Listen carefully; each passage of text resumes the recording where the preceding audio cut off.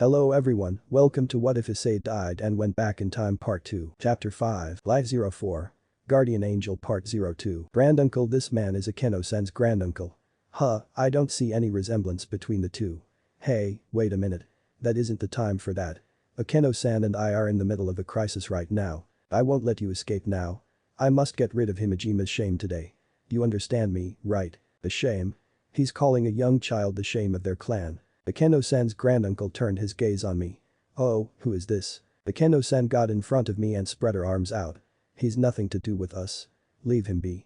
I beg of you. Nothing to do with you. Akeno-san's granduncle stroked his chin as he continued to eye me. Tell me boy, you're aware of this girl right? I do, I replied with no hesitation in my tone. I don't care if Akeno-san isn't completely human. She's my friend and I won't allow you to hurt her. I summoned out the boosted gear and doubled my strength. Ice-kun, don't. Akeno-san pleaded me with a worried eyes. Don't worry, Akeno-san, I know what I'm doing. I assured her with a fearless smile. Oh? Don't tell me you used your fallen angel's brainwashing powers to make this boy do your doing. Granduncle asked, misunderstanding the situation. Boy, you lived a long life as a priest, didn't you? You should tell the difference between who's actually hypnotized and who are not. No, I didn't put this boy into my bidding. Akeno-san denied. Please, I'll surrender to you if you let the boy go. No. Akeno-san's face became devastated after hearing the shocking response of her granduncle. I can clearly tell that this boy was purposely sheltering you. Since he's in possession of a sacred gear, I'm assuming that he must have some sort of connection to Azazel and the Grigori. Akeno-san's eyes widened in shock. She turned to me with concerned eyes. Is it true, Ice-kun? Are you allied with the Grigori? Is it why you know about my name in the first place? Because you're siding with the Grigori? Shit. I don't know how to respond to that. It's true that I'm not allied with Azazel-sensei or the Grigori directly, but I won't deny the fact that I've spoken with Azazel-sensei, though it was my past lifer talk to Vali, who is currently a member of the Grigori. Ice-kun, please answer me. Are you or are you not allied with the Grigori? Akeno-san's eyes started to tear up. She's wait for my answer, but, damn it. I cursed loudly. I grabbed Akeno-san's hand and pulled out my small garden snake that was in my pocket. I dropped the snake into the ground, where the snake itself transformed itself into a magic circle underneath both Akeno-san and I. But the Akeno-san's granduncle and the other realized that the magic circle was a teleportation circle. Halt.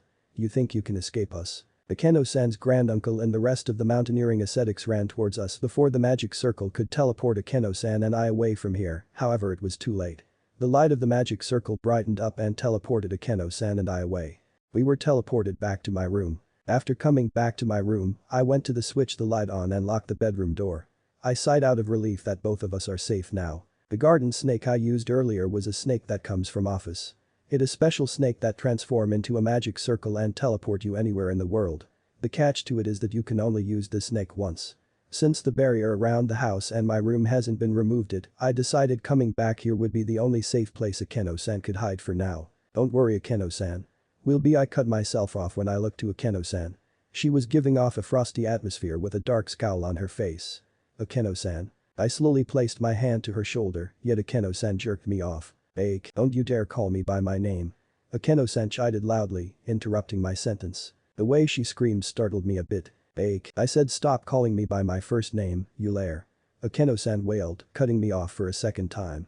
Akeno-san pushed me to the side and headed to the door. As she laid her hand on it, I grabbed her hand. Where do you think you're going? I asked. Anywhere, but here. Akeno-san pulled out her hand away from mine. Akeno-san opened the door and left the room. I followed her down the stairs. Akeno-san, please listen to me. I'm not allied with the Grigori. I told her. Akeno-san stopped at the end of the last step of the stairs. If that was true, then why didn't you tell that to my granduncle? Akeno-san asked, without looking back at me. I breathed in and out before deciding to make a huge risk. It's because I personally know the governor of the Grigori himself. Saying that caused Akeno-san to turn around imminently. You know Azazel? I do, I nodded before continuing my explanation. But I haven't spoken to Azazel for months now. Then did you learn about me from Azazel? Did he tell you about my life? Kind of. I said, averting my eyes to the ground. He told me that he felt responsible for taking your mother away. Akeno-san raised a brow. Responsible? What do you mean? Huh? I thought you knew. Azazel was the one made your father to leave on the day your mother's death. He did. Akeno-san cupped her mouth in shock. Yes, I nodded. He's also been watching over you too. What do you mean watching me? Azazel has been keeping an eye on you and protecting you from your family and other people. I explained. Don't tell me you didn't know that. No, I didn't. Akeno-san sat down on the last step with her hands covering her face. Akeno-san? I sat down next to Akeno-san. Are you okay? I don't know, Akeno-san murmured. I don't know what to believe anymore. Akeno-san spoken a bit louder. She removed her hands from her face to show the tears in her eyes. I always blamed my father for my mother's death. He's always leaves without saying a single thing to me or my mother. He never talks about where he goes and we never know when he was coming back. I close my eyes as I think back to fight with Loki. When Barakiel was injured in battle and Akeno-san was watching helpless in front of her injured father. I remembered using bilingual. The Seirei of the Chichigami came and that vision appeared my mind like it was just recently. I knew that it wasn't Tusama's fault. But if I didn't think of it like that, then my mind wouldn't last. That's because I'm weak. I was lonely and I just wanted to live with only the three of us. Whatever happens, please believe in your Tusama. Your Tusama might have hurt many people until now. But you know, this might be a hallucination. But my eyes can clearly see it in my mind. That Akeno-san's mother is gently embracing Akeno-san and Barakiel-san. It's true that he loves Akeno and me. That's why Akeno, please love him too. When I regained my consciousness, Akeno-san who is beside me was having tears flowing out. Hasama. I wanted to see Tusama more often. I wanted Tusama to pat my head more. I wanted to play much more with Tusama. Tusama and Kasama. I wanted to live together more with the three of us. I remembered those words when the members of the Occult Research Club and the Student Council, Vali's team, and Barakiel fought against the evil god Loki. When the Seirei of the Chichigami who appeared through Akeno-san's breast when I used bilingual. He not only helped me defeat Loki, but he helped me reconcile the relationship between Akeno-san and Barakiel. I placed my arm on Akeno-san's shoulder. Akeno-san stopped crying to notice my arm on her shoulder as I brought Akeno-san's head on my shoulder. I will stay by your side. I will always stay by your side whenever you feel sad. I will give you a shoulder to cry on like this anytime, and I'll even give you a hug. So please cheer up. Akeno-san pulled her head out of my shoulder and looked at me. She looked like she was going to cry again and rammed her face into my chest before she sobbed. I let out a smile while I pat Akeno-san's head while my other hand around her back. I left out the sen on purpose. I felt like it was appropriate to call Akeno-san's first name for a situation like this. Akeno-san eventually calmed down after sobbing for the last few minutes. Her head was leaning on my shoulder with her eyes closed, though she wasn't asleep yet. We were still sitting on the staircase. My parents and office are still at the festival. While Akeno-san and her eyes closed, I had mine staring at the door, waiting for who's going to show up my door. I know that office kept the barrier around the house and in my bedroom, but I have this terrible feeling something bad might happen. Akeno-san's granduncle probably knows that Akeno-san is still in this town and he has already seen my face. I'm certain that they have no idea where I live and don't know where we teleported. It's not like they can trace the magic to our house, right? As I worried about that, I heard the sound of the door opening. Akeno-san also heard the sound and stood up along with me. I summoned the boosted gear as the door opened up. Did Akeno-san's granduncle and his clan found us already? So soon? It's only been half an hour, but still. Ara. You guys are already home? The one who opened the door was Office. She's carrying cotton candy in one hand, and the other hand is a handle that was connected to a small red wagon, carrying multiple prizes like huge stuffed animals and other toys. Where in the world did Office get her hands on those prizes? Did she win those on her own on her first try or something? You guys missed the raffle. Office said, coming inside the house with her wagon filled with prizes. So that's why Office went to her wagon and picked up a small box. She then walked to Akeno-san and handed her the box. I entered the raffle and got this for you. Akeno-san looked at the box puzzled before opening to see what was inside. The moment she saw what was inside, Akeno-san gawked in shock as her eyes widened. The locket. Akeno-san smiled in delight. You won the locket. Isn't that great? I asked cheerfully. Now you don't have to worry about using the money for yourself. Yeah, Akeno-san said. Her eyes were getting watery again and she sniffed some air through her noise. She wiped her tears from the face and had a forced smile on her face. I have to go now. I see. I said, looking down on the ground. I didn't need to ask why she was going. I already know the answer to it and is there no way I could change her way? Is there anything you need before you go? I can get you some food to go and give you some extra money. That would be nice. Akeno-san accepted my offer. I went into the refrigerator and took out the store-made bento. I closed the refrigerator and went to grab some bottled water, bag of chips, fruit, and some canned food. I took the cookie jar on the counter, where some emergency cash is stored. There were few 10,000 yen in the jar. I pulled 3 10,000 yen out of the jar. I went back to the front door with a backpack filled with food in one hand and the three 10,000 yen. "Here," I said, passing the backpack and money to Akeno-san. "Thank you." Akeno-san bowed her head. She turned towards the door and was about to leave, yet she stopped herself when she put her hand on the door. "Akeno-san." I was about to put my hand on her shoulder, but Akeno-san turned around and hugged me. "I love you." Eh? It was too fast for me to hear. But I swore that she said, "I love you." Akeno-san repeated her words nice and slow enough for me to hear. "Hey Akeno." I'm so shocked that she confessed her feelings to me like this. It took Akeno-san months to confess her feelings to me like this. It's only been a couple weeks and she's already confessing her feelings to me. "I was happy," Akeno-san said. "I was happy that I met you. I was able to smile again thanks to you.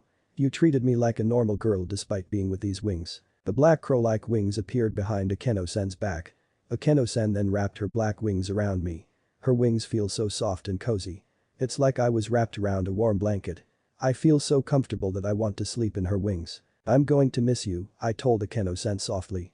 "I'm glad that I was able to meet you to help you. It was fun to be with you." Akeno-san gazed upon my eyes. There was something in her eyes that gave off a nostalgic feeling into me. Akeno-san leaned her face close to mine. It looks like she was going to kiss me on the lip. Wait a minute. I think she's actually going to kiss me. Oh, what should I do? Should I stop her? I wouldn't mind getting another kiss from Akeno-san, but isn't this kind of unethical? I'm technically about 18 and Akeno-san is about 10. I'm no lollican and should stop this. But if I reject Akeno-san kiss, then this might scar her for life or something. What the hell should I do? Kaboom! The front door and the front side of the house exploded. Akeno-san and I fell to the ground due to the air turbulence of the explosion. "Did you really think that you could have escaped me?" I recognized that elderly voice that was coming through the giant hole where the front side of house used to be. Akeno-san and I got back up to see the familiar old man that we just escaped a few moments ago. "Why you're Akeno-san's granduncle," I exclaimed, pointing my finger to him. "How did he find us here? He shouldn't have been able to sense our presence due to the barrier we have around this house." Speaking of presence, now that I see Akeno-san's granduncle and feel his strong aura, I sense the presence of the rest of the ascetics who appeared right behind Akeno-san's granduncle. "You must be curious how I was able to find you and my grandniece here in this house," Akeno-san's granduncle said, as if he was reading my mind. "Well, that's simple. It's her." He pointed to Office. "How does Office has to do with them finding out our location?" "Wait, don't tell me. We noticed that girl over there was with you and my grandniece at the festival," Akeno-san's granduncle explained.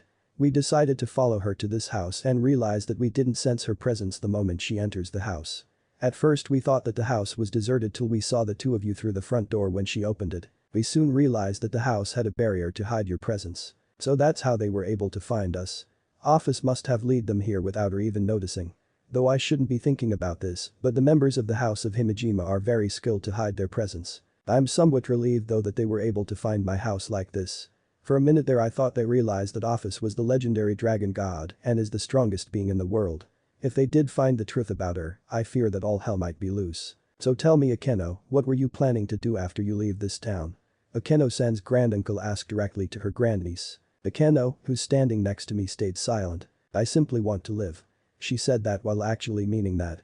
There isn't any falsehood behind that. Her granduncle breathes out in grief and shook his head to the side. "Do you really think a human with black wings will be able to experience the life of a normal person? In the past 1 year and 6 months, you should have realized it when you traveled to different areas. You are a smart child after all. For a monster to attain the living style of a human, did you not come to realize that it isn't something you can achieve with an ordinary strength? Oh, who died and made you king?" I asked, stepping up for Akeno-san's defense. "You think what you're doing is right thing because you're purifying no killing an innocent child just because of her heritage. Stay out of this, child." Akeno-san granduncle warned me, but I didn't feel threatened at all. "You have no idea what's going on. You don't know what kind of monster you're trying to protect. Don't you know who we are? We're the legendary Himejima clan who have been keeping people like you and your family away from the wickedness of that monster." "Don't make me laugh," I retorted. "I know that Himejima is a Shinto clan with historical background. For that reason, breeding with another kind is an unforgivable act. If word gets found out by the Japanese god you and your clan serve, you guys won't know what kind of penalty you'll receive. You only not killing Akeno-san for safety of Japan, you're killing Akeno-san to save yourselves." The moment I said Akeno-san's granduncle looked tense. Just looking at his expression proves my point, much to my satisfaction. "Our kids like you should just shut up." Akeno-san's granduncle's body began to develop spiritual aura as he got angry. "Take this. Ice-kun, look out." Akeno-san got in front of me. Akeno-san, don't. I shouted. She was going to take the hit in front of me, but I quickly shoved away from range of the spiritual attack. Ice-kun. Akeno-san screamed, watching helpless as the spiritual attack was going to hit me. Bump, bump, I'm not fast enough to avoid attack. When I shoved Akeno-san from the range of the blast, I tripped and fell on the ground. I can't get up and evade in time from the attack. Bump, bump, I can't summon the boosted gear in time either. If I had it out, I could have at least counter-attack with a dragon shot. But could I gathered enough power to fire a dragon shot or even have enough power to counter the spiritual attack in the first place? Bump, bump, shit. Am I going to die for a second time? I haven't gotten a chance to see Rias yet. At least I was able to spend time with Akeno-san at least. It was fun spending time with her. Bump, bump, flash. I closed my eyes as the spiritual attack was going to hit me. 10 seconds have passed and nothing has happened. Weird, I opened one eye to see red. I'm seeing a red light. It's all over my body. I looked around to see everybody, except for Office, flabbergasted at this sudden red light that must have protected me from the spiritual attack. Drake, do you know what's going on about here? Wait. It's the gem that Father Time gave us. The gem? Oh crap. I completely forgot about that. I pulled the gem out from my pocket and noticed the tremendous red aura it was emitting. What's happening? Akeno-san's granduncle asked as the gem began to levitate out of my hand. We all watched as the floating red gem lit up and transformed into 8 shining pawn chess pieces. They started to circle around me slowly. Then they began to get faster each second as they approached me. The boosted gear appeared on my left hand without my command. The jewels on the boosted gear and the chess pieces flashed up. Welsh Dragon Balance Breaker. The flashing light of both the boosted gear's jewels and the chess pieces died out and I'm wearing my scale mail armor. What the fuck? How am I wearing my scale mail armor? I'm too stupefied to even think properly. I think everybody, except for Office, is too stupefied to even think right. Issei Haidu, can you hear me? That voice. It's Father Time Sama. I don't feel or see his presence in this house. No one is frozen yet. So how is he communicating with me? I'm speaking to you telepathically. Father Time Sama said. Looks like the gem has fulfilled its role. Ah yes, the gem. Father Time Sama, can you explain to me what just happened? I'm wearing my scale mail armor despite the fact I haven't even summoned the boosted gear or achieved balance breaker in the first place. What did that gem do to make me achieve this scale mail? Alright, I'll tell you. What the gem itself did to you was restore your body and powers back to what it was prior to receiving Samael's curse. Wait, you're telling me that gem turned my 10-year-old human body back to the 17 devil body I used to have, so those pawn chess pieces were evil pieces, then you have brought me my evil pieces and converted me back into a devil, then? Well, not exactly. Father Time Sama said, leaving a bit confused. I have took Ria's Grimory's pawn evil pieces from the future and converted them into the red gem I gave you in my realm and modified them so you can use the power of Trina and True Queen. However, I made some other modification. You made your own modification on Ria's pawn pieces. What kind of modification? It's nothing much really. Father Time Sama assured me, though I highly doubted. I modified your evil pieces to hide the presence of your devil side. You're still a reincarnated devil, however no one will discover your presence as one. Okay, you were able to seal away my presence as a devil. But why did you do it? Don't tell me you knew that I was going to meet Akeno-san so soon and decided to hide my devil side away since Akeno-san might fear me. Kind of. I'll explain why I hid your devil presence later. For now, go protect this innocent child from this old geezer, Oppai Dragon. I understand, Father Time Sama. And thank you. Now that I have my powers again, I can definitely protect Akeno-san. I truly am in your debut. I breathed through my helmet before speaking. Maybe I should introduce myself, I said, having a fearless smile. I am the current generation's Red Emperor Dragon and one half of the Heaven Dragon duo, Drake. Red Emperor Dragon. Akeno-san's granduncle muttered in astonishment. To think Shuri's daughter was saved by someone like him. Akeno-san's granduncle must be still in shock of seeing me in my scale mail armor. I still think everyone is still in shock to see me in my scale mail armor. Imajima-sama, I said, speaking formal. I request that you and your ascetics leave this house and get out of this town. You'll no longer be persecuting Akeno Himejima. This girl is under my protection and if you want to lay your hands on her, you must go through me first. Boost. I doubled my powers as the jewels on the boosted gear scale mail lit up. I sternly started at Akeno-san's granduncle as the atmosphere got hostile. I can tell that Akeno-san's granduncle is thinking deeply about my offer. He must have realized that he's no match for me, or I think he did. So what are you going to do now, Himejima-sama? Are you going to end your persecution here and leave this child alone, or do you need to be persuaded? Boost. I doubled my power again. I took a step forward, causing some of the ascetics to cringe. Akeno-san's granduncle gritted his teeth out of irritation. You think you can threaten me, the head of the great Himejima clan? Akeno-san's granduncle and his ascetics gathered spiritual aura all over their bodies. So they're not going to listen to my words. Looks like I have to use force. Akeno-san, I said, not taking my eyes off of Akeno-san's granduncle. Close your eyes and cover your ears. Okay. Akeno-san obliged. Though I didn't turn around, I can tell that Akeno-san did what I could and closed her eyes. I might ended up blood in my hands. I don't want Akeno-san to see me having blood in my hands. This is your last chance, Himejima-sama, turn back or else. I warned him, getting into battle position. You insolent brat. Akeno-san's granduncle shouted as he and the ascetics are prepared to fire their spiritual attacks. You think that you can tell me what to do? Yes. I said, changing my evil pieces within me, promoting myself into normal queen. Don't look down at us, you stupid dragon. All of the ascetics and Akeno-san's granduncle fired their spiritual attacks at once. I stood there calmly, letting out a sigh in disappointment. Remember, you asked for this. I reminded them all darkly. Boost boost boost boost boost boost boost boost boost boost boost. I increased my power of my armor as I approached Akeno-san's granduncle and the ascetic spiritual attack. I didn't need to dodge their attacks. It was too weak for them to even make a small dent on my armor. I simply knocked the attacks out of my way and shortened the distance between me and the Himejimas, more specifically, Akeno-san's granduncle. Take this. I rammed Akeno-san's granduncle out of my house and spearing out onto the lawn. I got back up from the lawn and pointed my right arm directly at Akeno-san's granduncle to fire a dragon shot, however. You stupid dragon. How dare you hurt our leader? You'll pay for messing with us. The ascetics are infuriated at me. They all charged at me with their staffs and spiritual aura. These idiots are going to attack me again. Haven't they learned already that they have no chance of defeating me? Blade. The blade of a sword was drawn from my left gauntlet. Take this. I charged towards the ascetics and swing the blade towards the ascetics who were charging at me. All of them stopped their tracks in time before making contact with blade that came out from the gauntlet, but boost boost boost boost boost boost boost boost boost boost boost boost. Transfer. Take this. I swing the blade again towards the ascetics, which fired out a huge orange-colored, crescent-shaped aura from the blade. Some of the ascetics were shocked to see the blade itself releasing aura coming, and there were some who didn't move in time and got sliced below the waist, cutting them into two halves. That sword. It couldn't be. Akeno-san's granduncle was slowly getting back up with the support of his staff. He noticed the orange aura that the blade that came out from my left gauntlet was releasing. A holy sword. Yes. The blade that came out from my gauntlet was in fact a holy sword. But not any original holy sword. That's right, Himejima-sama. This holy sword is the legendary Ascalon that was once used by St. George to slay a dragon. I said, revealing the name of my holy sword. Yes, I still possess the Ascalon within the boosted gear.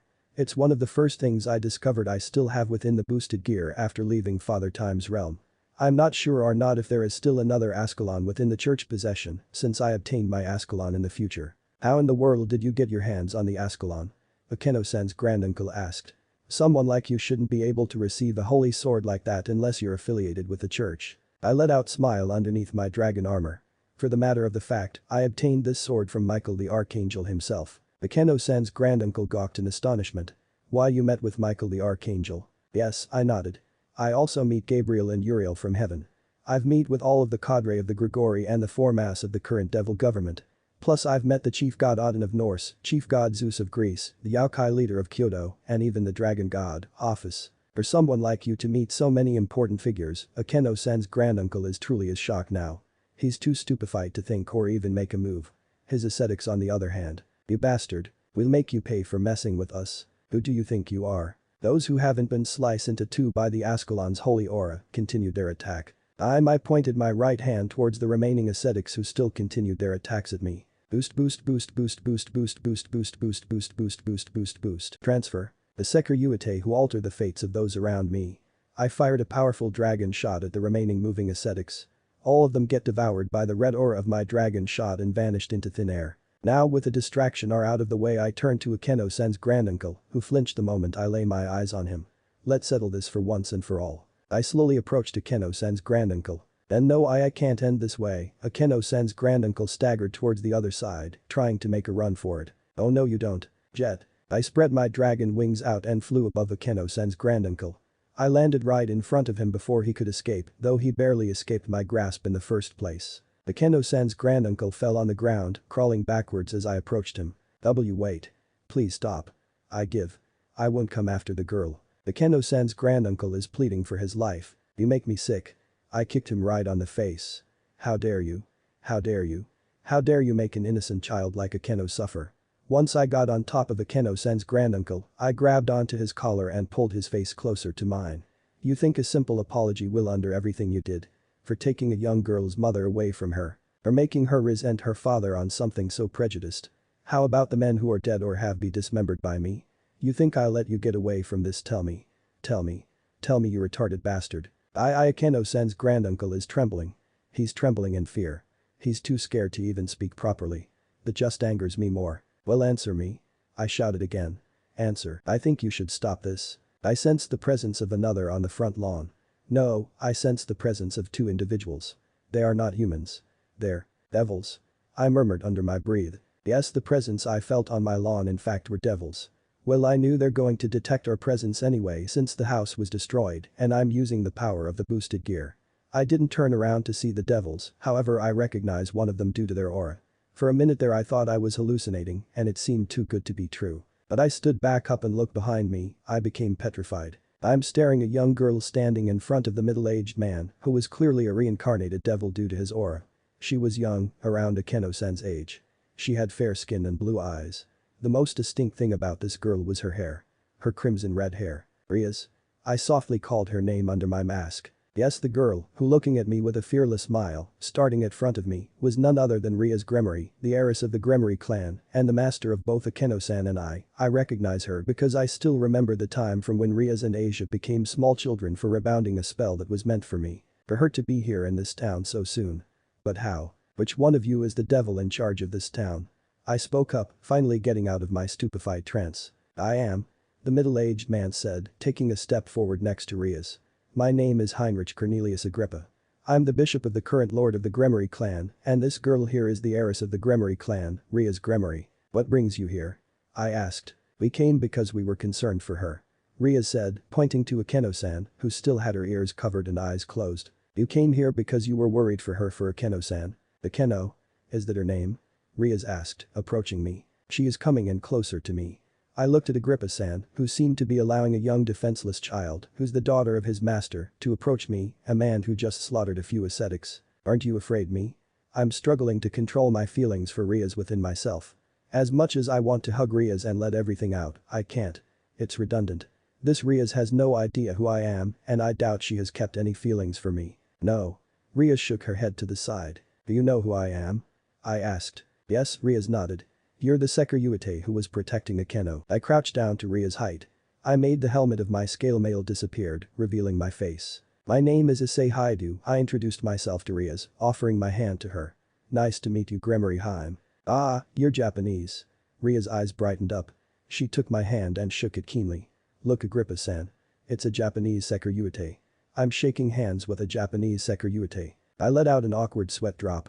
Oh Rias, you're still the same Japanophile that we know and love. Ice-kun, is everything alright? From behind, Akeno-san called out my name.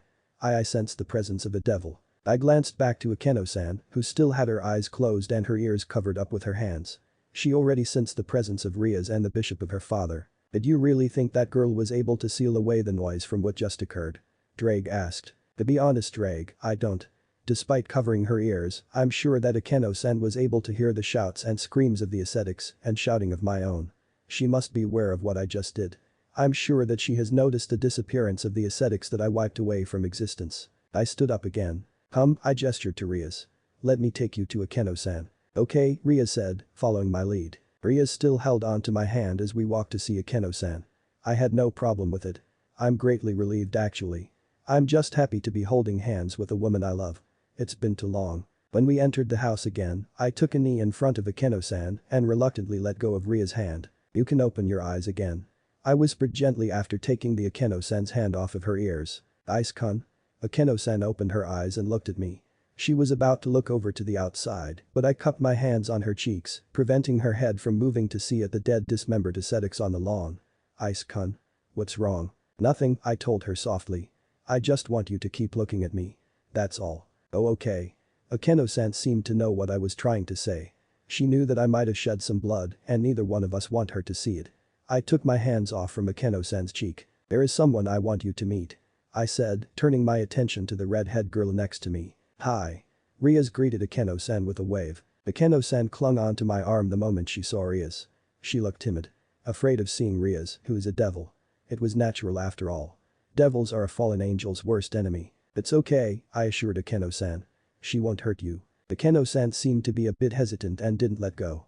It's not that she didn't believe me, she's very shy. Rias continued to smile peaceful and stared at Akeno-san's hair. You sure have beautiful black hair. I love the black hair of the Japanese people. Akeno-san's demeanor changed drastically. She appeared perplexed of what Rias just told her. Was it that her hair looked so lovely, or was it when she called her Japanese? Excuse me, Sakuyute-sama. I heard a voice from behind. It was Lord Grimmary's bishop, Agrippa-san. I felt his presence behind me. He must have walked to me while I was speaking to Akeno-san. Yes, Agrippa-san. I asked without looking back at him. May I talk things out with you and the current head of the Himejima clan? He requested politely. Akeno-san's granduncle's presence is still here. I thought that poor excuse of a head leader should have made his hastily escape after I turned my attention to the Rias and Agrippa-san. Yeah, we should. I agreed. I shifted my gaze to Office, who simply observed everything that just transpired. She's clearly aware I was looking at her and came closer to me, probably knowing that I wanted to ask something from her. Take the girls to the living room, I said.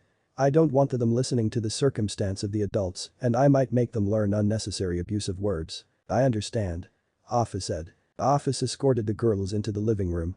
I stood back up again and looked at Agrippa-san and Akeno-san's granduncle, who just got back up. Alright then, I said, letting out a sigh. Let's see if we can talk things peacefully.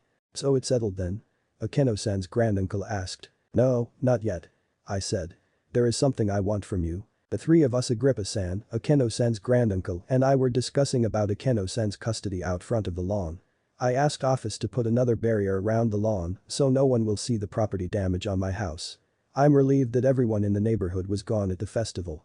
If someone had seen us, it would only make things more complex. We were also able to get rid of all of the dismembered ascetics thanks to Agrippa-san and Office. We all came to an agreement on what to do with Akeno-san within a few minutes. Akeno-san will be under the custody of the Grimmary clan. She's not allowed to step on foot on any Himejima territory, and she must be with either me or Rias. I find the deal logical, although. Akeno-san's granduncle let out a depressing sigh. You took so much from me as it is.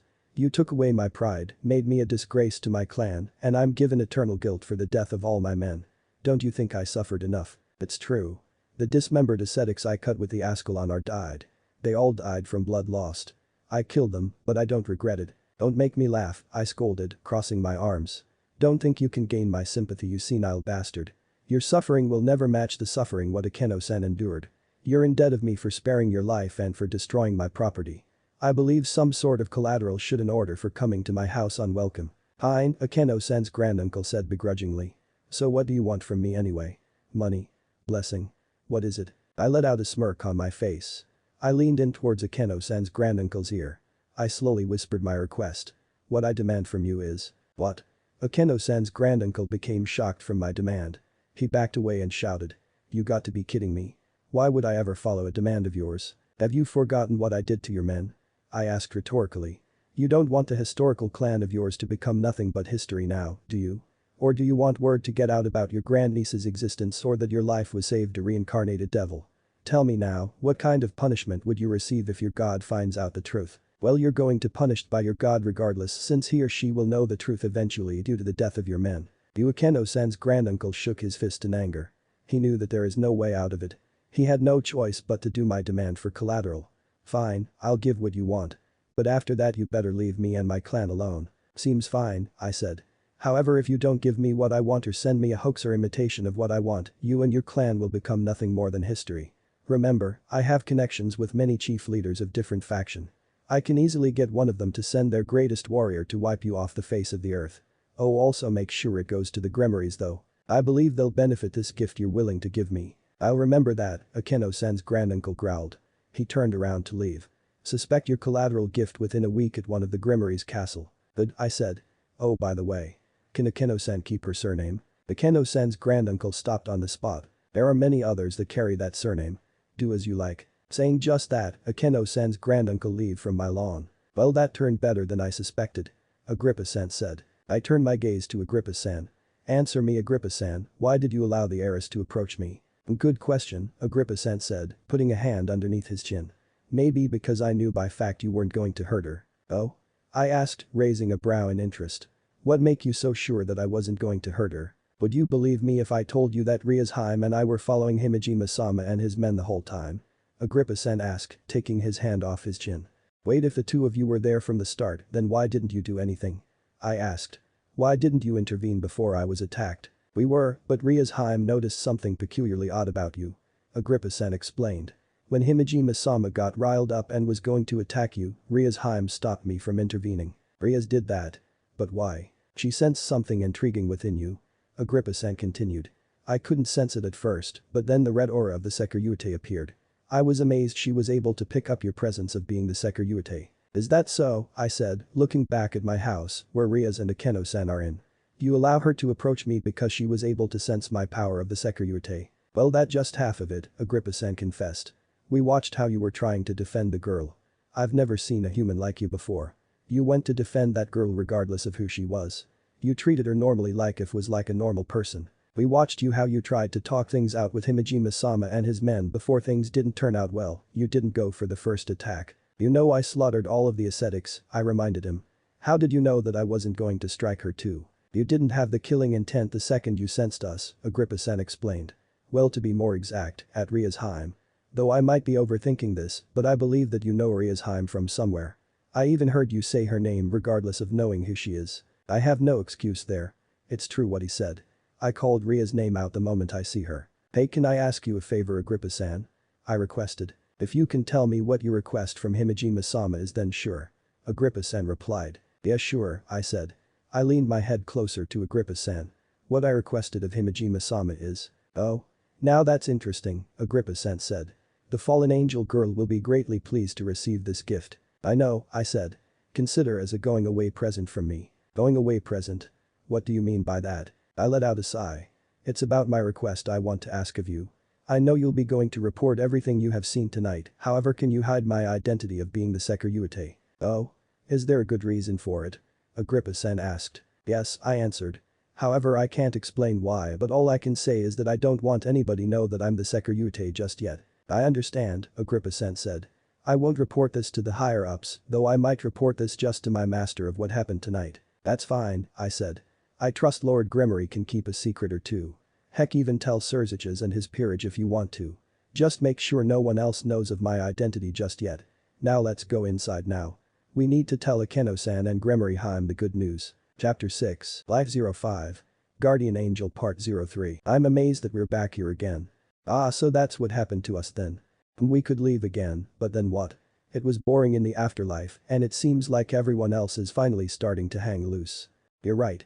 We should do something since everyone is at so-called war they're in or whatever game they're playing with the other predecessors. You're right. We should intervene. But let's wait when the time's right. The war they're having is pretty funny to watch. Isis Pav, what a long day. I said, talking to myself in my bedroom. It's been an hour after the confrontation with the Himejima clan and the sudden meeting of Riaz. The house was restored the way it was before Akeno-san's granduncle barged with his spiritual attack. I'm dressed in my father's clothing, it's a bit loose, but it will do. Reason why I'm wearing my father's clothing is because my body is too big fit in my clothes that are meant to be for 10-year-old. Thanks to the gem I was given by Father Time Sama, my body is reverted back to how it used to be. Now I have the appearance of my 17-year-old, slightly muscular body. Due to my body matching back to my current age, the clothes I wore before achieving balance breaker tore within the armor. I could use a spell to revert myself back to a 10-year-old body. Technically I'm still a devil, and I do possess some demonic energy to cast a spell, however I'm not familiar with using spells to make myself look younger, and even if I know how to do it, I fear I might rebound the spell like Riaz did when she tried to cast spell on me to make me look younger. But I have bigger problems than that. How are you going to sleep tonight? Office, who walked inside the room, asked. She's right. My bed is too small for me to sleep on. I've been staring at my bed wondering how I can sleep properly. With that also said, I no longer possess any clothes that will fit me. And what's worse is what my own parents will think when they see me in my 17-year-old body. Oh, what am I going to do? I sighed, sitting on my bed. Maybe you can use this. Office said, passing a leaflet to my hand. It was a unique leaflet with an interesting insignia on it. The interesting insignia was none other than the insignia of the Gremory clan. I closed my eyes and thought back on what just happened a few minutes ago. A few minutes ago. I walked back inside of my house with Agrippa-san following me from behind. Ice-kun. Akeno-san was the first person to notice me when I walked in the living room. She got off from the couch and ran up to me. Ice-kun, are you alright? What happened out there? I no longer sense my granduncle. Did you know settle things peaceful? Akeno-san is asking me multiple questions while having a small panic attack. I kneeled down to get to Akeno-san's height and smiled. Everything is fine, Akeno-san. I said, petting her on the head. You're no longer being persecuted from your clan. Really? Akeno-san smiled bright after she heard that. So my uncle won't chase after me then? No, I told her gently. However, there are some conditions I have to tell you. Conditions? Akeno-san tilted her head to the side. We, Agrippa-san, Ria's, Akeno-san, office and I, sat down at the couches of the living room. Agrippa-san and I tried to talk about Akeno-san's situation peacefully, however Akeno-san on the other hand. No. I don't want to go. Akeno-san got out from her seat and scowled. I want to stay here with Ice-kun. I was afraid of this. Akeno-san is refusing to go with Ria's and Agrippa-san. Akeno-san, please, you need to understand, I said peacefully. If you don't want to hunted down by your family, you need to stay with Gremory Heim. But why can't I stay here with you? Akeno-san asked with teary eyes. You said that my granduncle won't come after me if I don't go to any of his territories and I have be with either Ria's or you. And I want to stay here with you. Akeno-san, you need to understand. I said, trying to keep things peaceful. Understand what? That you don't want me around. Akeno-san made a face as if she made a realization. Is that it? You don't want me around? No, I denied. I got out of my seat. I kneed in front of Akeno-san and wrapped my arms around her. You need to understand, Akeno-san. I'm not strong. Eh? Akeno-san looked at me with perplexed expression. What are you talking about, Ice-kun? You're probably the strongest person I know.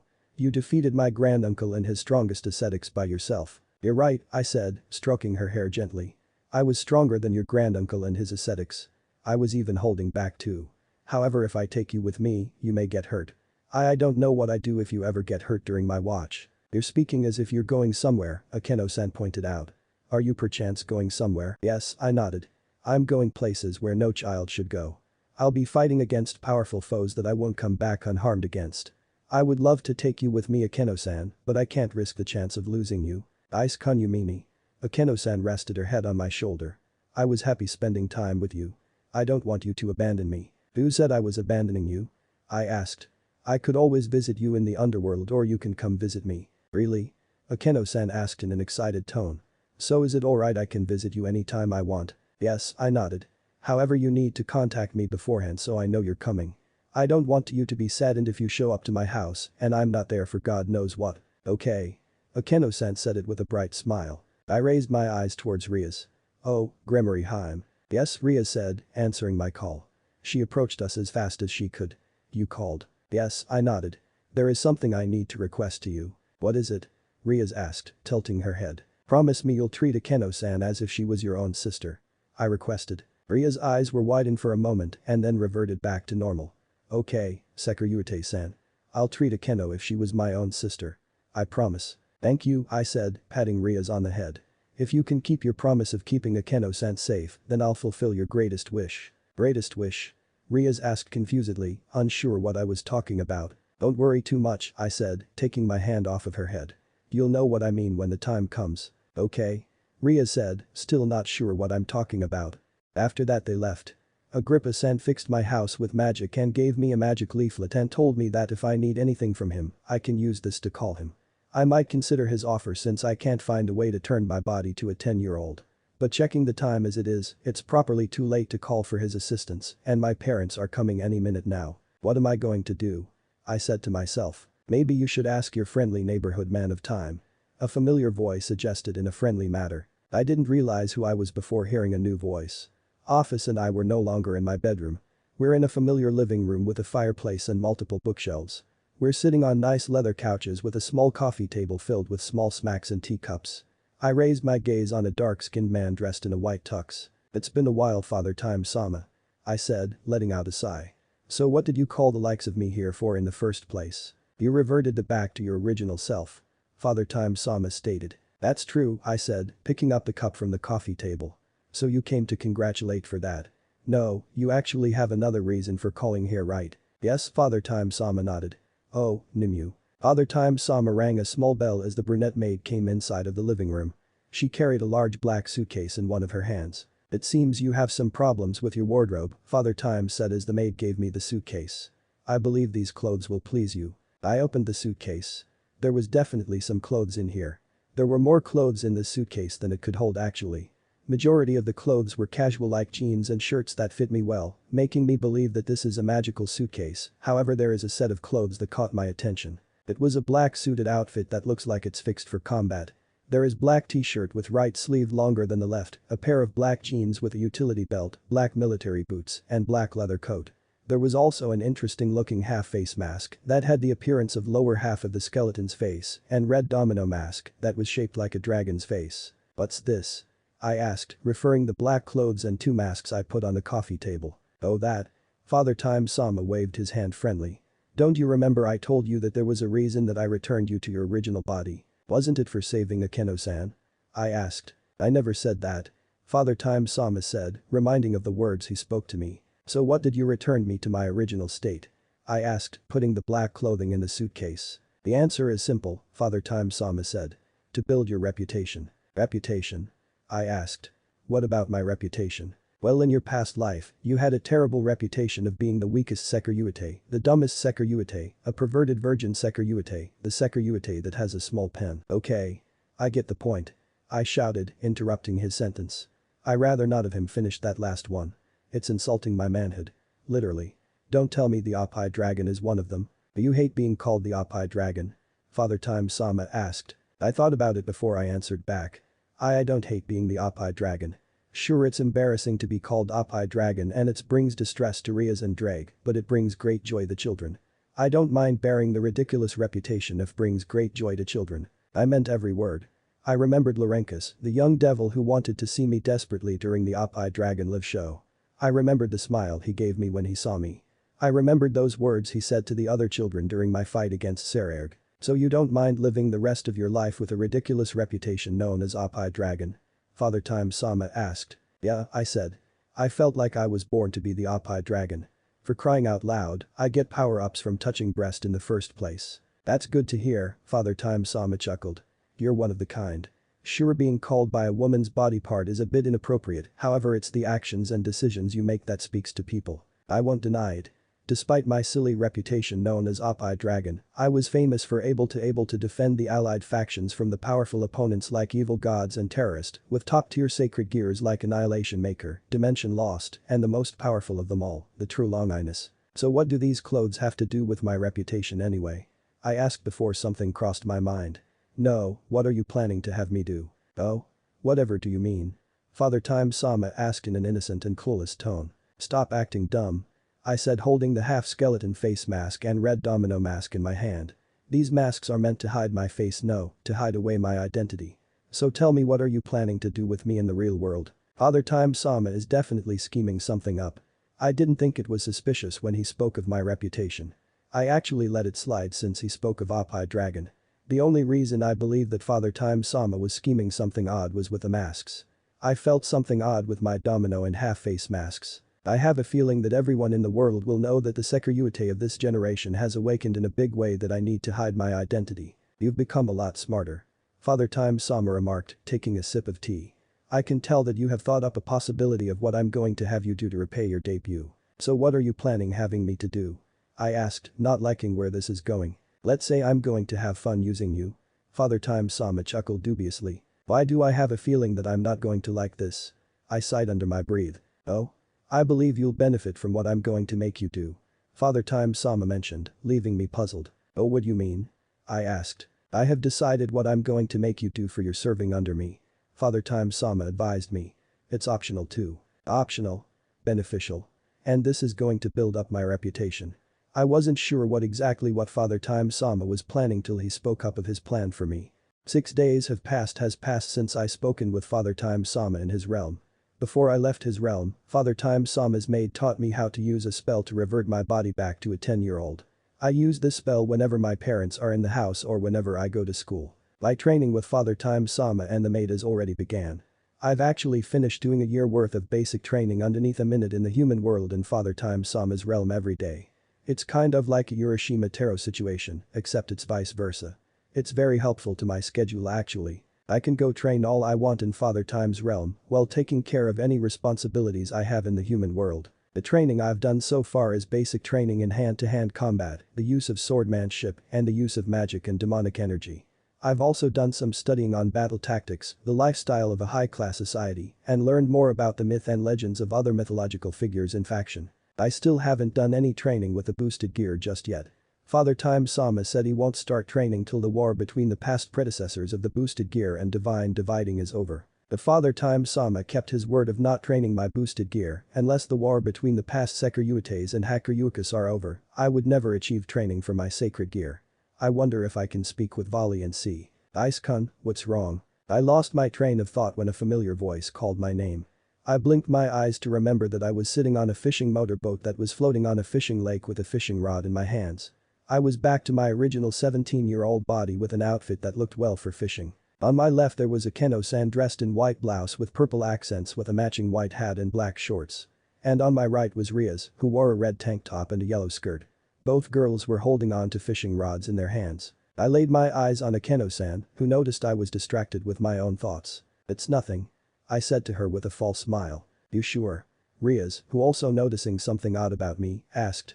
"You seem deep within your thoughts." "It's nothing serious," I replied, still showing the fake smile. I meant every word of it. Since I already have the power of my balance breaker and its variant forms of Trina and True Queen, I don't need to worry if I confronted with strong foes in the future. "So how's fishing in the human world, Riaz?" I asked, changing the topic. Not that long ago I heard word from Agrippa-san that the gift I was receiving from the Himejima clan is coming to the main Gremory household. Lord Gremory and his wife wanted to surprise Akeno-san with the gift I got for her by having her and Riaz stay with me for it while they do preparation for Akeno-san party to happen. I decided to take the girls fishing since I was short on money to take them anywhere special and the weather was perfect to fishing. I'm with Akeno-san and Riaz on the motorboat while Agrippa-san had something in the last minute and left to take care of client while office is who knows where. I swore she was here when we arrived to the lake. I wonder where she went. "It seem alright," Riaz shrugged, looking disappointed at her rod. "The fishes sure aren't taking the bait." "Well, if you can try reeling in your rod just a bit," I suggested. "Some of the fishes either can't see the bait or know that the worm you have is bait to catch them. You need to reel up the worm to make the fish notice the bait or make it think it's alive." "Oh, okay." Riaz took my advice and gently reeled in her rod. Soon there was a tug on her rod. A strong tug actually. Whoa. "Look, Ice-kun. I caught a bite." "Yes, they're definitely a big fish at the end of the hook. A strong one too." Riaz struggling to reel it in, but it's so strong that it's pulling Riaz's rod toward the water. Riaz stood on the motorboat, trying to reel the fish in, but still no good. The fish that's pulling the fishing rod is pulling Riaz to lean closer towards the water. "Oh shit, Riaz." I reached my hand out towards Riaz, but it was too late. The fish dragged Riaz and her fishing rod towards the lake. Splash, ice help. Riaz was splashing on the water, struggling to keep her head out of the water. Riaz took off her life jacket because it make her feel uncomfortable. Due to the way she's struggling to keep herself from drowning, I doubt she knows how to swim. "I'm coming." I took off my own life jacket and dived right in the water. I swam towards Riaz, who now fell deep in the lake water. Man, this lake water is very cavernous. I grabbed the drowning Riaz with one hand and used the other swim back up to shore. We both gasped for air the moment we popped our heads out from the water. Riaz started to cough boisterously. "Are you alright, Riaz?" I asked. "Why yeah, I guess so." Riaz, who was hanging on to me for dear life, said. "The girl is literally shivering to death. She was definitely scared of drowning just now." There, I said, trying to calm down Riaz in my arm. "There is nothing to be afraid." "I know," Riaz murmured with her face buried on my chest. But my body won't stop shaking. This kind of reminds me of the time when Riaz and Asia were transformed into children. I remembered how frightened she was when she saw Paper Mask Gasper. She tried her best to act brave, but she was truly terrified. "You shouldn't be afraid, Riaz." I whispered softly, slowly drifting us back to the boat. "I'm right here beside you. I won't allow anything bad to happen to you while I'm here." Riaz raised her head up to mine. Her face is flushed red, as if she seemed to be diffident or something. "Why you mean it? You'll be there if anything bad will happen?" Riaz asked. There was something in Riaz's eyes as if she was giving me her trust and opening her heart to me. I let out an assuring smile. "If that's what you truly desire, then I'll be there at your time of need. Whenever you ever feel that your life is truly in jeopardy, I'll be there. Whenever you're in your weakest moment, I'll be there. Whenever everyone is against you and you're alone, you'll be there." Riaz interrupted, finished off my sentence. Yes. I nodded. Red shade on Ria's face turned even redder than before. Are you alright? I asked, leaning my head closer to Ria's head, causing her red face to match the color of her hair. Why yes, Riaz stuttered nervously. She buried her face on my shirt again. I'm fine now. Thank you. Riaz appeared to be fine, so I let it go. When we reached towards the motorboat, I helped Riaz to get on first. Then I got myself back on the boat. I summoned out the magic suitcase that Father Time Sama gave me and pulled out a towel that I gave to Riaz. The magical suitcase that Father Time Sama gave not only held clothes I could wear, but also sheets of towels to bed sheets and even blankets too. I found out about it right after I left his dimension with the suitcase. I drove the motorboat back to the docks after handing the towel to Riaz. As soon we arrived to the docks, I noticed Agrippa-san already there waiting for us. He didn't appear to be upset or appalled when he saw wet Riaz coming out of the boat, though he did ask Riaz if she was okay. So none of you caught a fish then? Agrippa-san asked. Well kind of, I said, looking down at Riaz. Riaz here almost caught one. She did. Agrippa-san said, sounding if he was impressed. I allowed it to get away, Riaz said, giving out a cute pout. And I didn't have a chance to even know what it looks like. I couldn't help but to let out a grin to do seeing the cuteness in Ria's pout. Ice-kun.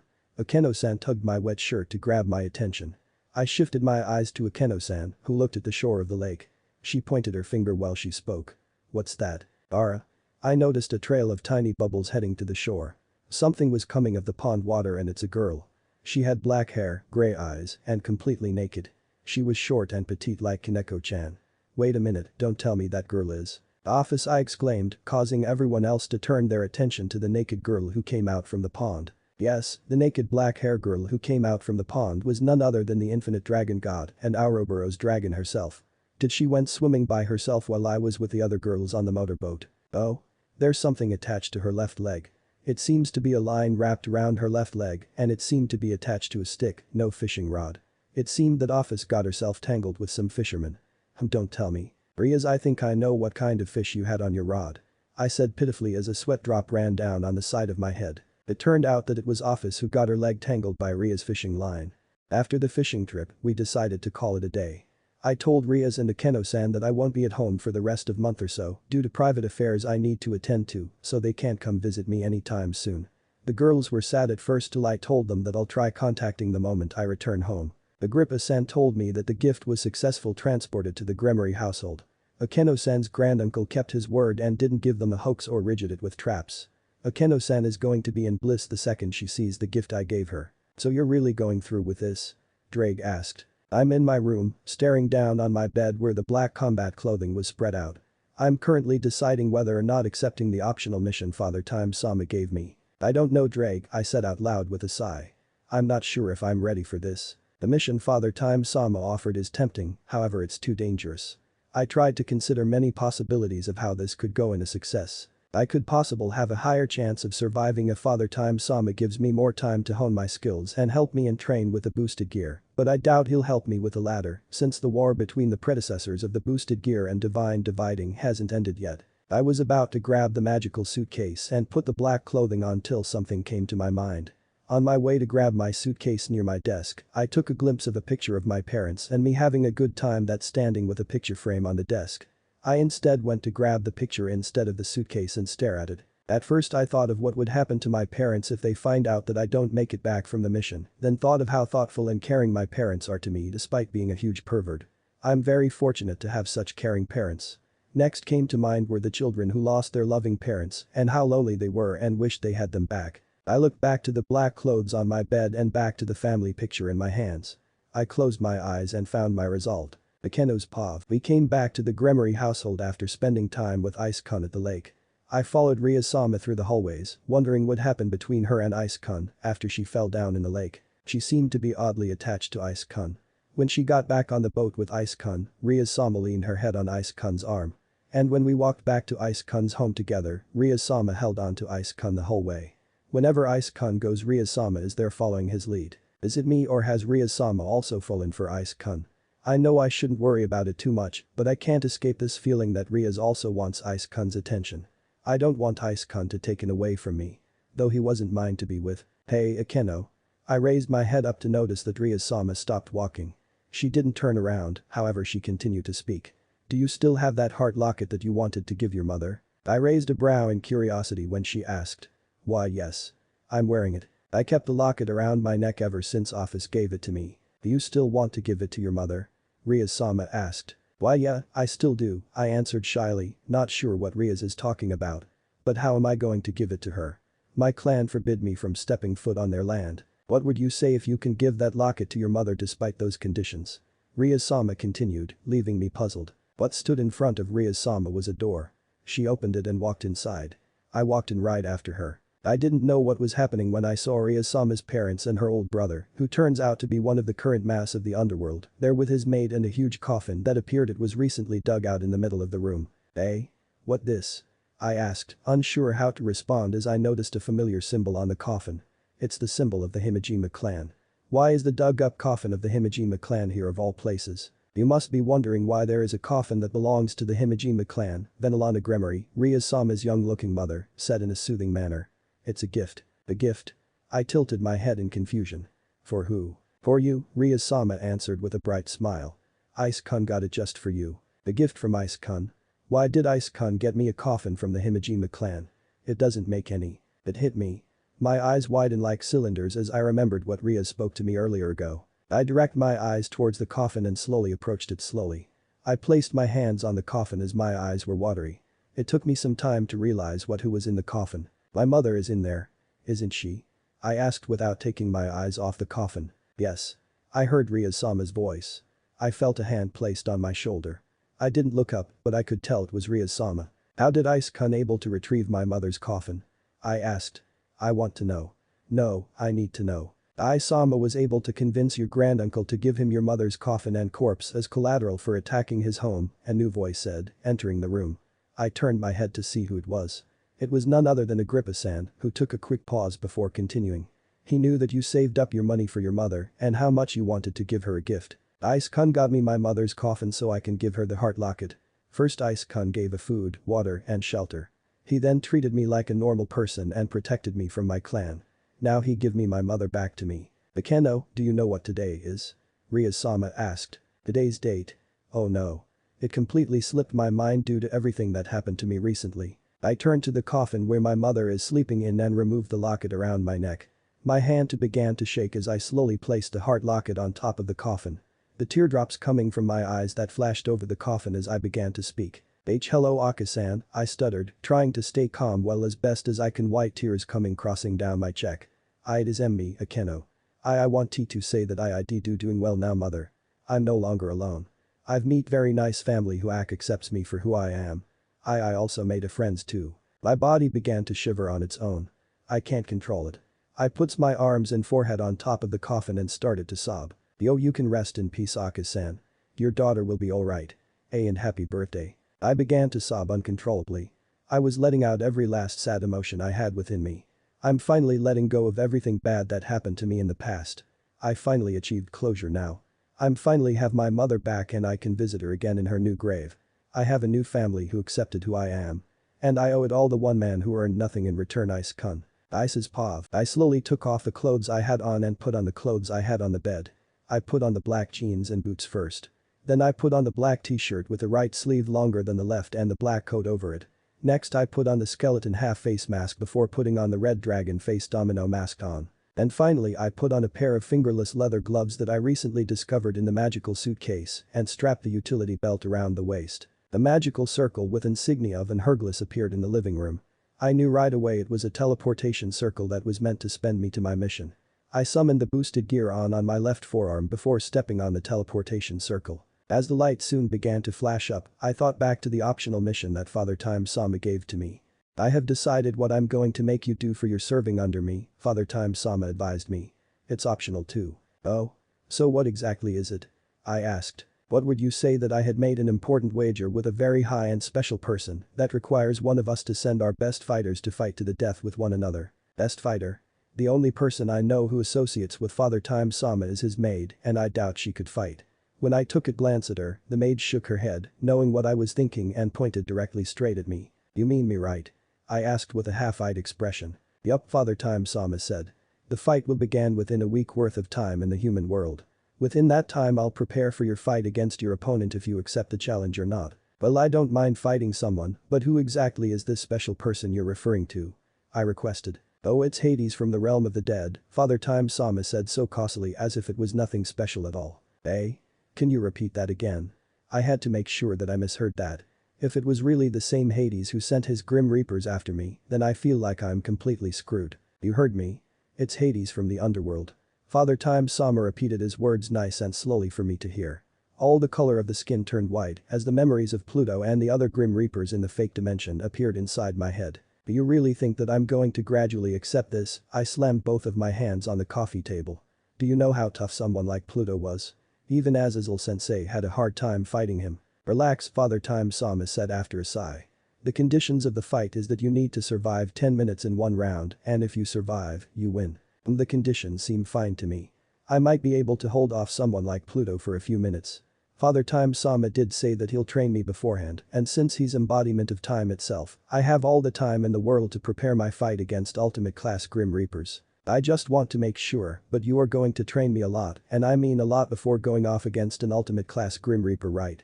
I clarified. Yes, Father Time Sama assured me.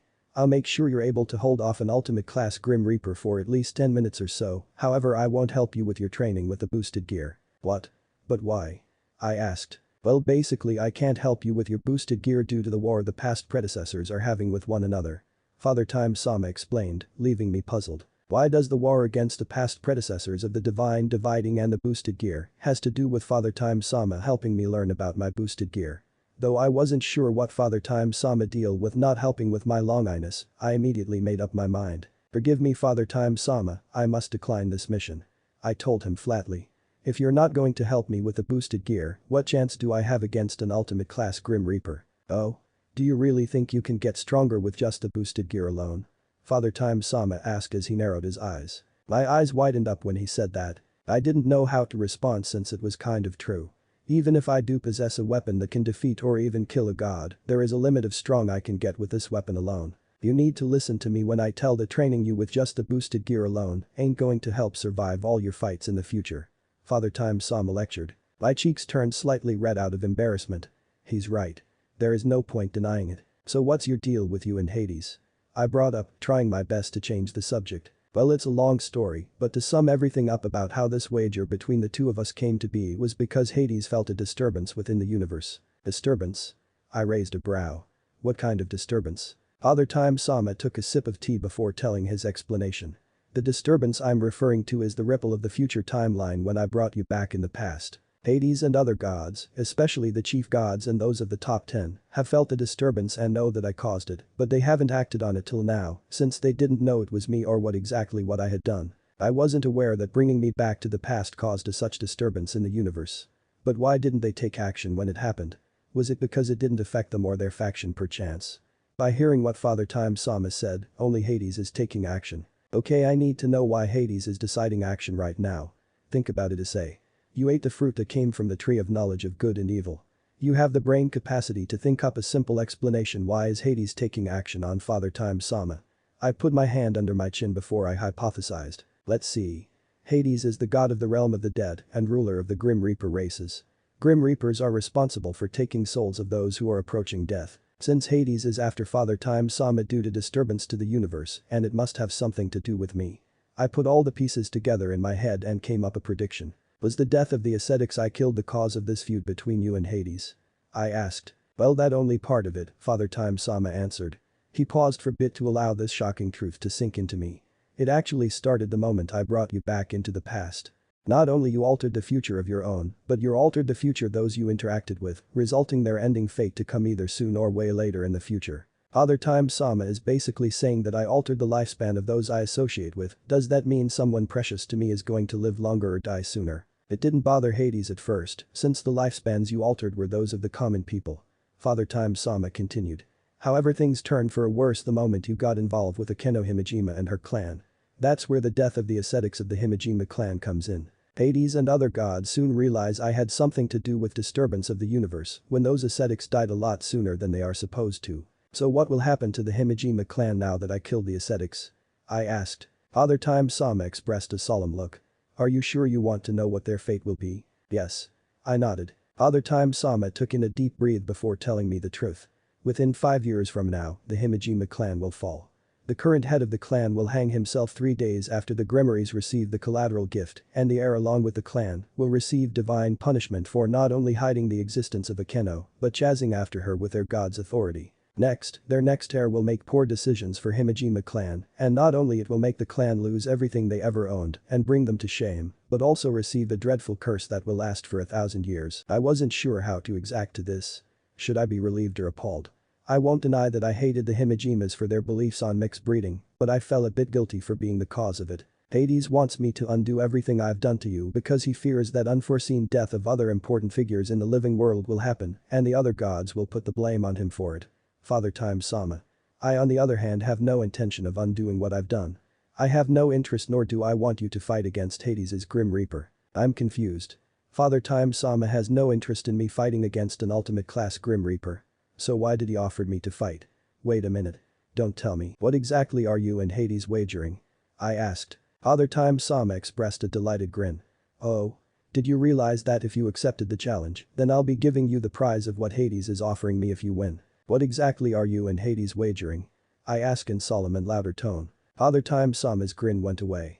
It must have been from my tone or something. You probably know that if you lose against Hades' top fighter everything goes back to the way it was before I send your soul back in time.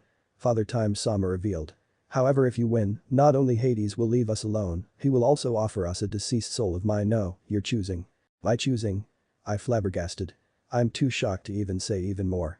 If I accept the challenge and survive the fight, I can claim a soul of my choice. It seemed that learning the truth of the wager is too much for you. Father Time Sama remarked. Take your time to think about it. If you do accept this request, choose the soul you want to rescue, alright. And I did too. The soul that I wanted to claim was none other than Shuri Himejima, the mother of Akeno-san and the wife of Barakiel. I didn't know what came over me of the fear of not coming out alive with my fight against a Grim Reaper like Pluto, but all over now. I arrived within Father Time Sama's living room where he was drinking a cup of tea on his leather sofa. He stopped himself from taking a sip when he noticed me dressed in my battle attire. Oh?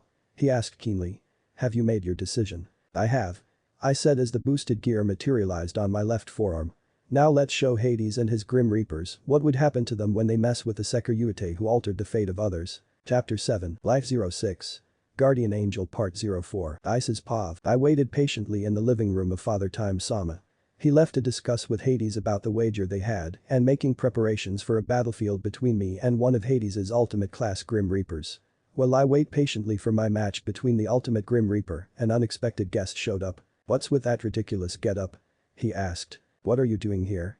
I stood up from the couch I sat on to see none other Volley in his original form rather than looking like a 10-year-old. I heard that you're going to settle a dispute between Hades and Father Time, Volley advised me. I decided to observe the fight between you and the ultimate class Grim Reaper. It seemed likely that Father Time Sama possibly told Volley about the feud between him and Hades. Volley must want to watch me since I might be fighting against a Grim Reaper like Pluto, who was able to push back even Azazel-sensei in his downfall Dragon Spear Balance Breaker. I'm not at a state where I can fight Azazel-sensei head on alone back then, and probably I'm still not. Volley must be concerned how I'm going to handle my fight against an ultimate Grim Reaper like Pluto. You're back to the original state, I said, changing the subject. Did your gem convert you back to your original self? Yes, Volley nodded. My transformation must have happened at the same time yours did. I was fortunate that I wasn't with Azazel during my transformation, or else it would have been problematic to explain. Well, that's good. I said, sitting back down on the couch. You also became a hot topic within the underworld, Volley added. Rumor has it that you rescued Barakiel's daughter from the Himejima clan and you become some sort of guardian to Kuo town. I didn't respond back to Volley's remark. The mentioning of the clan makes me thinking back of what will their fates be. Azazel has sent some of the fallen angels to search for you, Volley continued. He wants to send you his gratitude for saving Barakiel's daughter. Well, make sure that none of the devils catch them, I added. The union between the biblical faction haven't been formed yet and tension between the three faction is still there. I don't want an unanticipated war between the factions to begin because of me. The image of Kakabiel appears in my mind. The fallen angel who believed that the fallen angels were superior than all the other races in the world tried to cause a war by stealing the Excalibur fragments from the church and tried to murder both Rias and Sona Kaichu to infuriate both devils and the angels. There could be a small chance a war can transpire by accident if the devils or the fallen angels get hostile. I may need to scope through Kuo town to make sure none of the fallen angels and the devils get into a fight. Especially since Agrippa-sen won't be the one in charge of Kuo Town anymore. I need to make contact with whoever is going to be the next devil in charge of Kuo Town later. Thus be careful, Volley advised me. If anyone is going to defeat the Securitate whose armor changed from red to crimson, it's going to be me. After that Volley left the living room, leaving me all alone. Another few minutes have passed since Volley left. The next person who came into the living room was none other than Father Time Sama's maid. She's carrying something in her hands. "Oh Securitate Sama, I have something to give you." She approached with the items in her hand.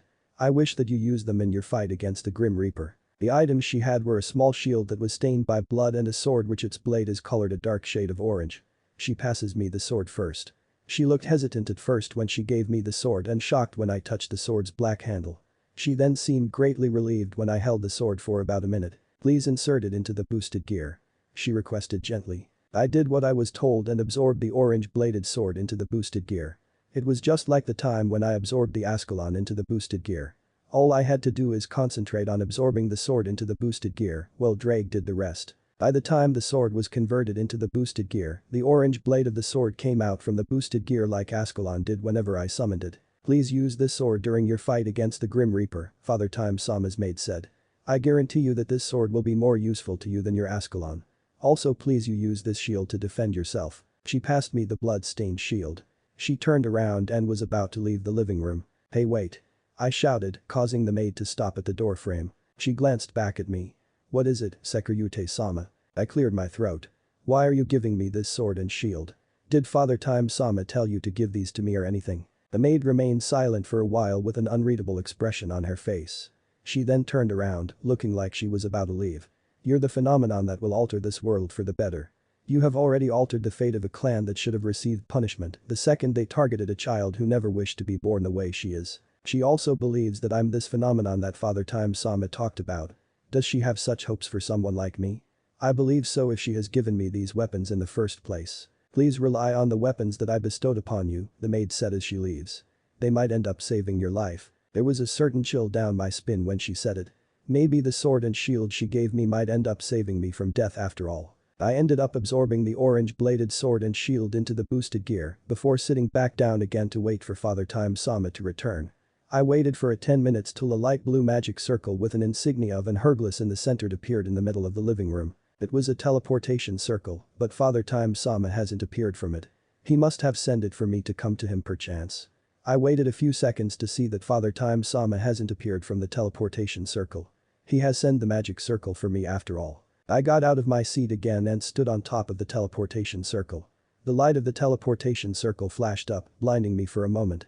By the time I was able to see again, I was no longer in the living room. I'm now standing in the center of a deserted Roman Colosseum. For a minute there I thought I was truly alone till I sensed a dark nostalgic feeling coming from behind. "So you're the Securitate of the current generation." I struggled not to tense up. If this Grim Reaper behind me is my opponent, then I can't show weakness. Even with the mask I'm wearing, I can tell that this Grim Reaper can sense fear. "So you're my opponent?" I asked, turning around to face the Grim Reaper. The Grim Reaper I'm looking at wasn't at all Pluto. Though the Grim Reaper in front of me did have a decorated robe and a creepy-looking side that is just like the one Pluto had, but unlike Pluto, this Grim Reaper wore that drama mask that represent comedy. "I am," the Reaper nodded. "My name is Thanatos, the Grim Reaper that serves directly under Hades. I was suspecting to face Pluto since I'm somewhat familiar of the way he fights. I have no idea what kind of fighter Thanatos is." "You're aware of the circumstance of this fight, no?" Thanatos asked. "You must be survive the fight against me till the timer runs out. If you survive, you'll be rewarded a deceased soul. If you fail, you'll die. Well, Father Time will undo the disturbance he caused, so there is a chance that you'll live without remembering this fight ever happened. I'll die regardless if Thanatos kills me or not.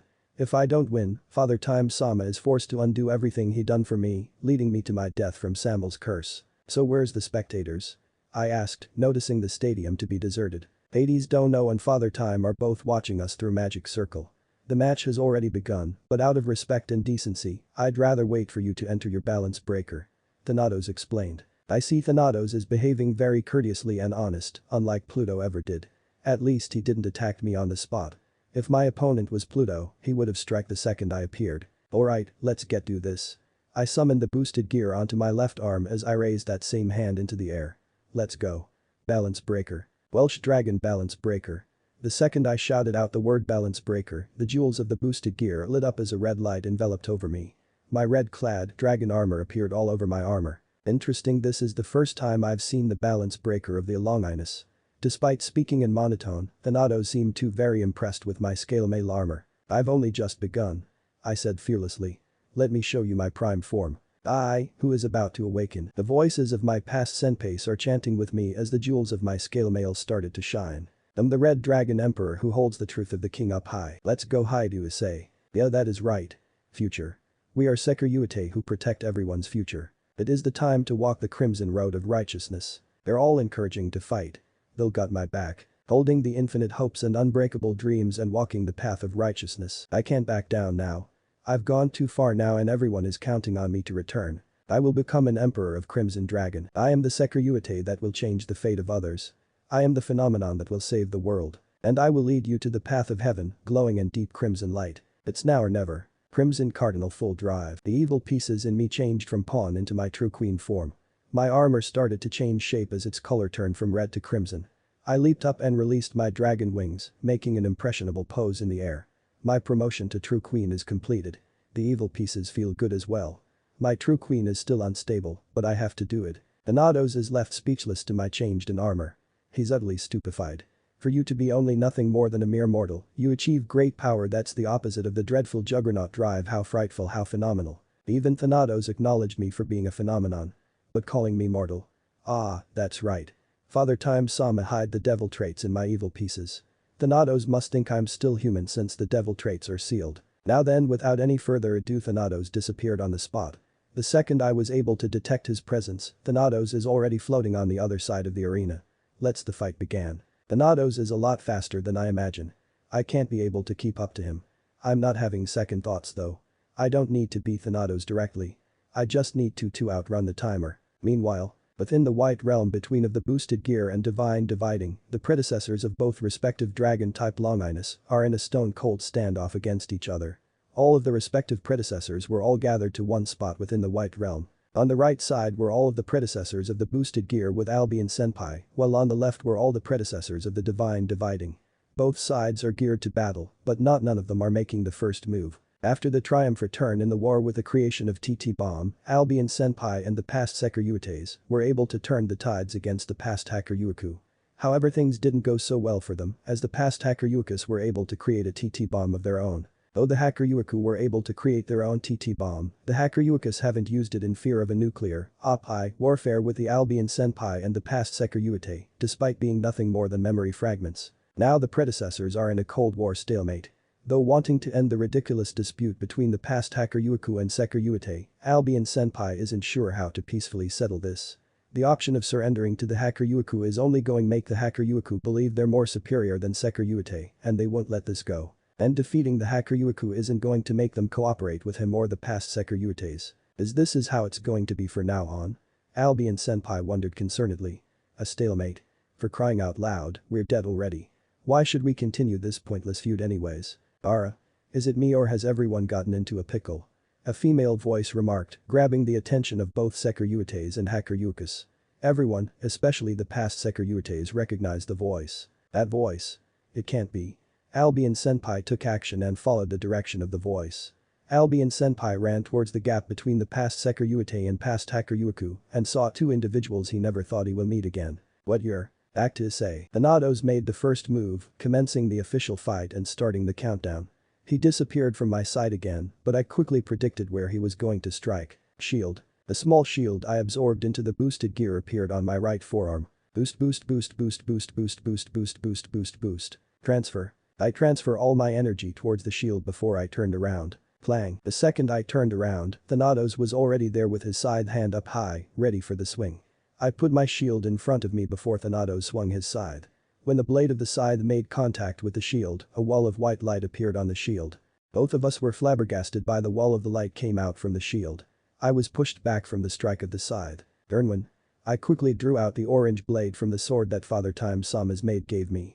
I didn't have the time to let the feeling sink in of why the wall of the light appeared from my shield or why the boosted gear chanted out the word Dernwin rather than blade. Is it because it's the name of the orange sword and the boosted gear is distinguishing it with the Ascalon? I can think about those things later.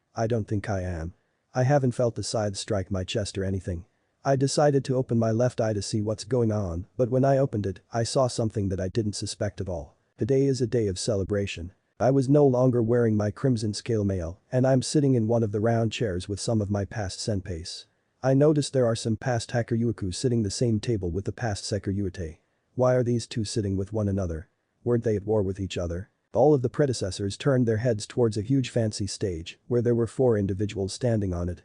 I gasped to recognize 2 of those 4 individuals. We have come together for a time of peace. There was one of them who was speaking loudly to all of the past predecessor. It was a female voice and it was the one I recognized. After years, decades, centuries, eons, and beyond of war against for one another as enemies, it's time for us to stop this feud against each other and move forward as allies. I still couldn't believe who was speaking out towards the predecessors. I got off from my seat and headed towards the stage to get a better view of those 4 individuals. My jaw dropped the moment I saw a perfect view of those 2 unmistakable individuals. No way, I gasped. Oh? Who do we have here? The female announcer asked rhetorically with grin on her face. She went quickly, wrapped an arm around me and pulled me closer to the center stage. Ladies and gentlemen, looks like we're having a special guest appearance from none other than the legendary Oppai dragon himself. Issei Haidu. The crowd began to cheer loudly like nothing I heard before. Everyone started to begin to chant out Oppai. Repeatedly, even majority of the Hakuryukus are chanting out. I looked back towards the female announcer who leaned her head closer to me. It's good to see you're going well. She whispered softly into my ear. It's been a while since we last saw you. I slowly pulled my arm back away from the female announcer and looked at the silent male individual next to her. Then I looked back at the female announcer. You're alive, I said, sounding completely stupefied. How can this be? You both vanished from the boosted gear after the event in Kyoto. So how is it that you're both here, Elsha and Belzerd? The 2 individuals that I'm talking were unmistakably Belzerd and Elsha, the 2 strongest Sekiryuites of their generation. These senpais are the ones who helped me unlock the power of Trina, and it weren't for them, I probably wouldn't be able to deepen my search for power opposite than the Juggernaut drive. Why? Well, it's to make peace with the past Hakuryukus, of course. Elsha winked as she stuck her tongue out cutely while making a peace sign with her right hand.